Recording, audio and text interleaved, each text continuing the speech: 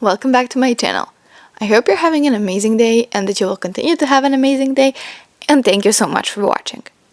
So today we will be talking about a topic that I kind of wanted to talk about for a while, but also wasn't sure would it make a decent point, and that is soloists, but specifically soloists in the year of our Lord 2023. I have noticed a couple of interesting patterns and just wanted to do a little retrospective, because the year is almost over, on the soloist of 2023. So if you're interested, buckle up and let's get started. So firstly, how did this whole thing start? Obviously 2023 has been a massively successful year in K-pop. Many records were broken, just the industry definitely broke out into the West, new jeans happened. It was a very big year for groups. But this video isn't about groups, is it? It's about soloists. So what does make this year different than any other year for soloists in K-pop? Well, I think that story starts with another story. Ditto by New Jeans. Now, you will probably ask me, what has to do with Ditto? What do soloists have to do with a group song by a very young 4th, 5th generation group? And I will tell you, actually, kind of a lot of things. So, Ditto was first released back in December, on December 19th in 2022. It obviously broke many records, and it's nominated for Song of the Year, and I think it's going to win at Mama's. But how does that actually influence soloists? Well, the answer lies sooner than we expected. And that answer is Miss Kim Jisoo.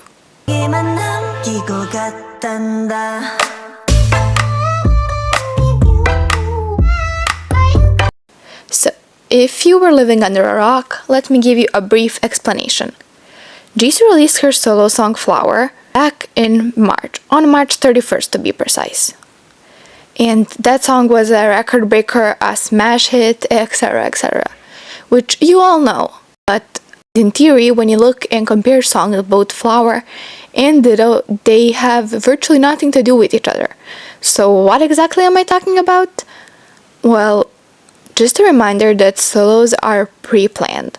So that records for solos are recorded way before the solo is even announced, let alone released. So, when Ditto blew up back in December and January, we can probably assume that Jisoo had already at least planned out her songs, if not recorded them. If you weren't aware, on the Flower EP there are only 2 tracks, Flower and All Eyes on Me. So, what does that still have to do with anything?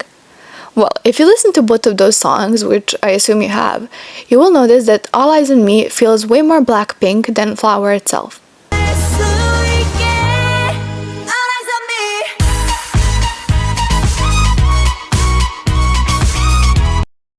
Sure, both songs feel very Jisoo, but All Eyes on Me sounds way more Blackpink. And another piece of very, I guess you could say, compelling evidence is the fact that the song All Eyes on Me was supposed to be named On Me or something similar to that, like On Me Look, or I don't know, there were rumors circulating around. That would mean that if that was the original name of the song, it would fulfill the solo theory, the most popular fan theory that Blackpink has ever had. What's the solo theory? I assume you know it, but if you don't, let me just give you a quick introduction. The solo theory is that all Blackpink solos are going to start with one letter, S, O, L, and O, to spell out the word solo once all of them debut. Jennie started this with her debut that was actually called Solo, with that S, then Rosé with On the Ground, and then Lisa with Lalisa. It was assured that Jisoo would start her song name with the letter O, but she didn't. She chose Flower. Even though she had a song that fit the vibe of their group and probably the most popular theory, but why? Why would you do that? That makes absolutely no sense from a marketing standpoint. So we circle back. The answer is Ditto. Sure, Flower and Ditto, in ways of both lyrics, the way the songs are produced and composed, have virtually nothing in common. I said that already. But both of them have something that you can really pull parallels, and those are the vibes. Sure, I'm not even saying their vibes are remotely similar, but vibes of Ditto and Flower are way more similar than All Eyes on Me and Flower, you will have to admit that. So do I think that Ditto by New Jeans influenced Jisoo to release Flower? No, but I do think it influenced in the rise of the more chill music to influence for Jisoo to choose Flower as her solo. And because Jisoo's Flower blew up so much, I think that influenced many other female idols to release their solos further back. But still, one solo, as powerful as it is, it can't be the thing that changes the industry on its own. Actually, it did that with the help of another solo that was released only around 20-ish days earlier. And it was actually from a male soloist, because, well, Jisoo definitely influenced the girlies, soloist influenced the guys. And you already probably assumed who I'm talking about, it's Kai. Kai released his second solo release, Rover, on March 13th of this year. And it was an absolute smash hit. People who don't stand EXO, who don't stand Kai, everyone was intrigued and loved the solo. The solo is an EDM danceable track, which is actually originally a Bulgarian song by the artist Dara, and who he took it, translated to Korean, and definitely performed the hell out of it. And another factor that I will say is the iconic video. Stop. 이름은 버려 Mr. Rover, Rover, Rover. I'm coming over, over, over. Call me Rover, Rover, Rover. I'm coming over. 이름은 버려 Mr. 멋대로 걸어 내 뜻대로 시선은 넘겨가는 대로 Rover, Rover, Rover. I'm coming over, over, over. So those two very successful videos are the catalyst. Well, how do I know those are the catalysts, you may ask? Sure, but there have been successful solos every year, so that doesn't mean it's going to start a soloist revolution. But in this case, it kind of did. Let me give you some examples. January and February had a couple of solo releases, but none of them were major. We had Taeyang, who released Vibe featuring Jimin, but that mostly got many views because it's Jimin, so ARMYs, BTS, etc, etc. And on January 16th, Yena released Love War, which didn't have nearly as much traction as her song released post Flower, but I'm skipping over now. And in February, Key released Killer by SHINee. On March 3rd, J-Hope released On the Streets, but it's BTS, so like I said, it doesn't count. On March 17th, Jimin released Set Me Free, Part 2, which also, like I said, I'm not gonna count the songs until after the post-Flower era.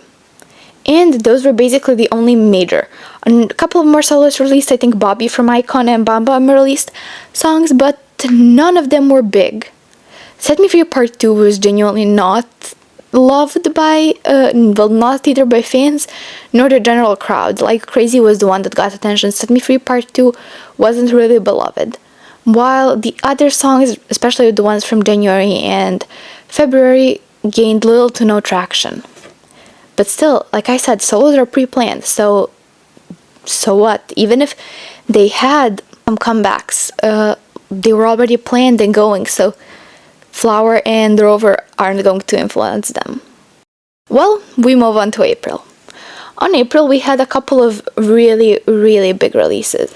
We had Suga People featuring IU, which is big, but that was probably planned until December, it doesn't count. On April 7th, we had Mark from NCT releasing Golden Hour, and Cheon releasing Knock. Knock was another big factor in cementing the year of the soloist. I think it's another big landmark that people don't talk about as much when this topic is brought up, but Knock was definitely big. Like, sure, it hasn't been nearly as big as Flower or Rover, but it has been big, and it just revitalized that 4th Gen can do it as well, because these two were by 3rd Gen soloists, so I will put Knock as well as another one of very important songs.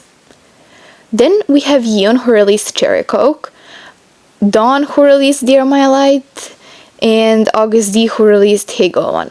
And none of these were smash hits. None of them were fairly popular, but none of them were smash hits. And another one that I will say is Taeyang, who released Shug, and August D, who released another song. I don't remember the name. I am sorry, I will put it on the screen. That was April. Some of the songs gained traction, primarily Knock, but it was quiet for the soloists, and the predictions weren't really looking good. It seemed like it was going to be another year where the soloists are outshined. But in May, there was nothing released out of soloists. Nothing, well, major. There were obviously songs released, but nothing really major. Why? So this just confirms my theory that definitely March releases heavily influenced what's going to be released in May. I think that some songs were maybe scheduled to release in May, but were postponed because the spark of the soloist started, and none of the companies wanted to dim the fire and work for the songs to sound either similar to a New Jeans type of song or to Flower or Rover. So a couple of examples are now going to be shown. May was completely empty. We didn't see anything from soloists, and we wanted to move on to June. On June 5th, another big landmark, Taeyang released Shalala, which is a very NCT song that I don't think would have been nearly as popular if there wasn't Rover before it, because it's a similar EDM dancey track, sure, maybe with a couple of more NCT style music, but nothing major again. Then we have Alexa, who released Juliet, and Kang Daniel, who released SOS. Alexa, I don't really have anything to say about it. Kang Daniel's solo was going to be successful, but it wouldn't have been this successful if it wasn't this good of a year for soloists. And then we have another viral moment for soloists, Yena promotions. So Miss Yena, who already released an album, like I said, back in February that was not very successful, came back with the new mini album called Hate XX. The pre-release track, Wicked Love, who some people said reminded them of Flower, but had the same sultry vibe, just more Yena, I guess, received positive critical acclaim, but no virality. That was until the name of the title track was revealed. The title track of Wicked Love was Hate Rodrigo with Oogie of G-Idol, and it gained instant virality because people were suspicious is the song about Olivia Rodrigo, the American singer. Some people gave positive and negative backlash, but nothing was confirmed. Until Hate Rodrigo teasers dropped, and you could see obvious references to Olivia's music videos as well as some of her album covers in the background. Now the opinions were even more separated, but people were waiting for the music video. When the music video dropped, it was a very catchy bubblegum pop Y2K sounding with a very Y2K styling of both Oogie and Yena. And if you actually listen to the song, you can see it's clearly admiration, but many people took it upon themselves to defend Olivia's honor and say that Yena was shading her. But in the end, all press is good press, and her song has gone instantly viral on TikTok. It was a very big hit, even though the song itself was maybe even worse than Love War. But the spark that started the soloist made sure that Yena can bounce off. Now we move on to July. Swan and Jeon. Swan released 20 and Jeon released Psycho, both from Nugu groups that wouldn't take risks if the climate wasn't so positive. You can see that the climate is moving when the more Nugu or smaller artists take risks to release solos, because you have to realize that a solo costs a lot of money, and that if they didn't see a burst of solos within March and April that did really well, they wouldn't have given these artists the green light. You have to understand that's why we got these bangers.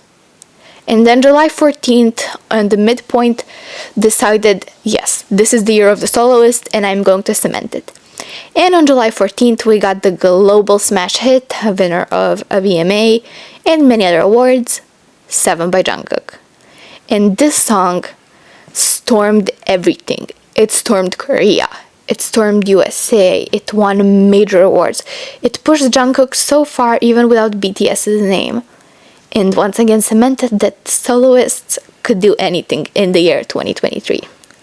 Seven was a big hit. It had both regulated version and an explicit version, and both of them were going viral simultaneously while not pushing one or the other out. The song was genuinely not hated, not particularly critically loved, but acclaimed as very catchy and a very fun tune for the summer. With that, more later releases got the green light, but I am not going to jump ahead of myself. We go to August, and we have the re-rise of the IZ*ONE girlies. We had Jeon in April, we had Yena in June, and now on August 2nd, we got another Umbi song, The Flash. And on August 9th, we got Taxi by Yuri. The IZ*ONE girlies obviously had some decent deals with their company because once one of them succeeds, the others are due to follow. Once again, all of these songs were decently commercially successful, even though not virality-wise, but the companies were just giving green lights all around. On August 10th, 11th, we had V's title tracks, and interesting enough, all of the songs on his EP got music videos and were promoted on music shows. And what I think about them doesn't really matter, because all of them were incredibly commercially successful. And all of them won him many music show awards, and overall his album was sold out. On August 18th, we got the solo by one of the biggest girl groups.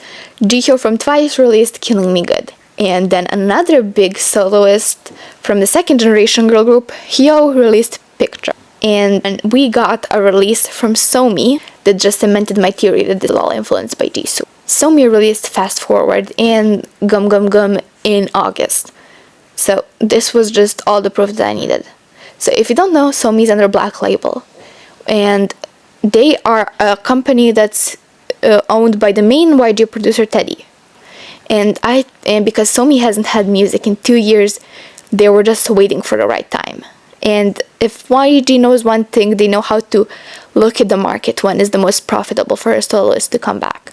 And after the successful Flower, and then further by Knock, Shalala, and then Seven, Somi comeback was greenlit, I think, maybe all the way even back in June.